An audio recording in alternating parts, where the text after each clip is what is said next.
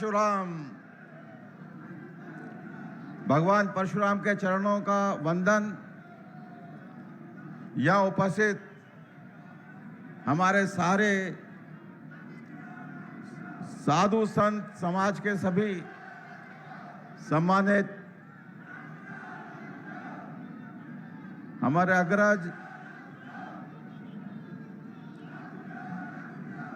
उपस्थित सभी अतिथियों, भाइयों और बहनों, ब्राह्मण शक्ति को नमन और ब्राह्मणों की मातृ शक्ति को नमन।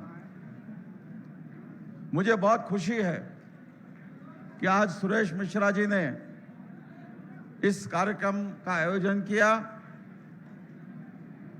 और ब्राह्मण शक्ति मातृ शक्ति जिस संख्या में इस कार्यक्रम में आई है, शायद अब से पहले किसी समाज के कार्यक्रम में इतनी मातृ शक्ति कभी नहीं आई। मातृ शक्ति को नमन। मैं ब्राह्मणों का इतिहास बताऊं, इसकी आवश्यकता नहीं। पौराणिक काल से लेकर आजादी की लड़ाई तक अगर हम पूरा इतिहास देखें तो उसका आधार ब्राह्मण ही मिलेंगे। कालांतर में हमारी शक्ति कुछ क्षीण होने लगी। अभी ब्रजकिशोर जी बात कर रहे थे 65 विधायकों की।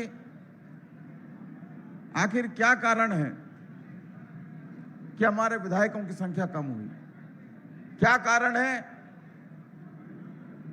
कि ब्राह्मण समाज का वो जो तेज, कि कोई जमाना होता था कि पूरा गांव एक तरफ होता था और एक ब्राह्मण पंडित अगर एक तरफ होता तो पंडित की बात का ऑनर होता था, पूरे गांव वाले उसकी बात माना करते थे। वो हमारा इतिहास कहां गया?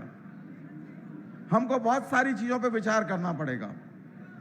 देखिए, हम लोग राजनीति से आते हैं, राजनीतिक बातें करते हैं। वोरा जी ने प्रधानमंत्री जी को धन्यवाद दिया, बहुत अच्छी बात है। मैं माननीय मुख्यमंत्री जी को धन्यवाद देता हूं, अशोक गहलोत जी को। राजस्थान का चीफ सेक्रेटरी ब्राह्मण, राजस्थान का डीजी पुलिस ब्राह्मण, राजस्थान का आरपीएससी का चेयरमैन ब्राह्मण, और अभी कुछ दिन पहले तक समाज कल्याण बोर्ड जो कर्मचारी चयन बोर्ड का चेयरमैन, उन्होंने इस्तीफा दे दिया, अलग बात है, लेकिन वो भी ब्राह्मण। राजस्थान का विधानसभा का अध्यक्ष भी ब्राह्मण, राजस्थान में 2 कैबिनेट मंत्री भी ब्राह्मण, राजस्थान में विप्र कल्याण बोर्ड का गठन पहली बार हुआ, वो भी अशोक गहलोत जी ने किया।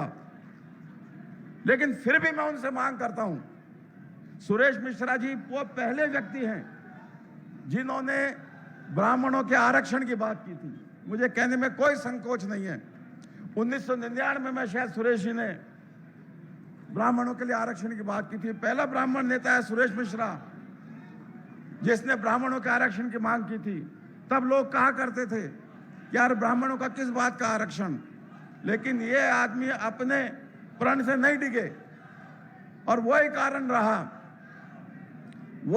रहा कि कालांतर में 2003 में 25 मई को, तब मैं भी एमएलए था, राजस्थान विधानसभा ने एक प्रस्ताव पारित किया और आरक्षण की बात 14% आरक्षण की बात की।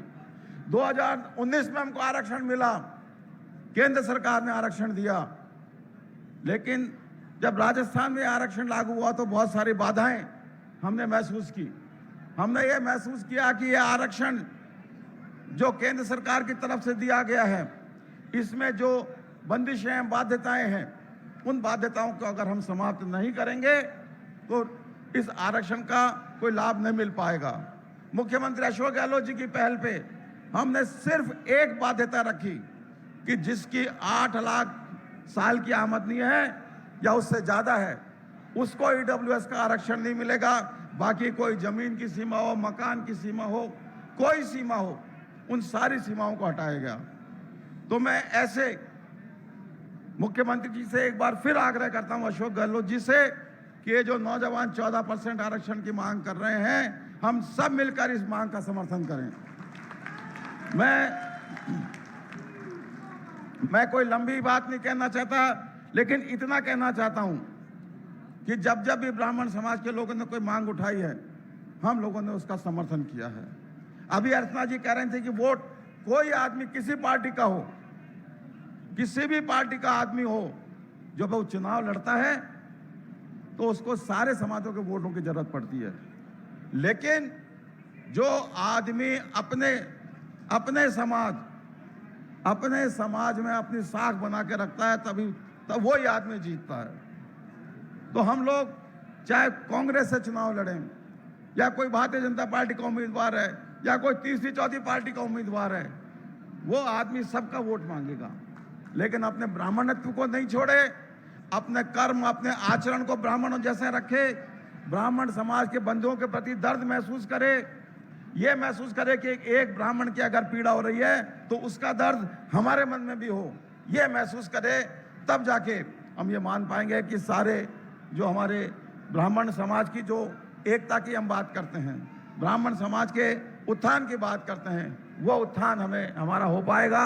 मैं ये विश्वास दिलाता हुआ कि आपकी जो 14% आरक्षण की मांग है, इसको अपने भावनाओं के साथ में आगे तक पहुंचाऊंगा, ये मैं आपको विश्वास दिलाता हूं। आपने मुझे बुलाया, याद किया, बोलने का मौका दिया, बहुत बहुत धन्यवाद। जय हिंद।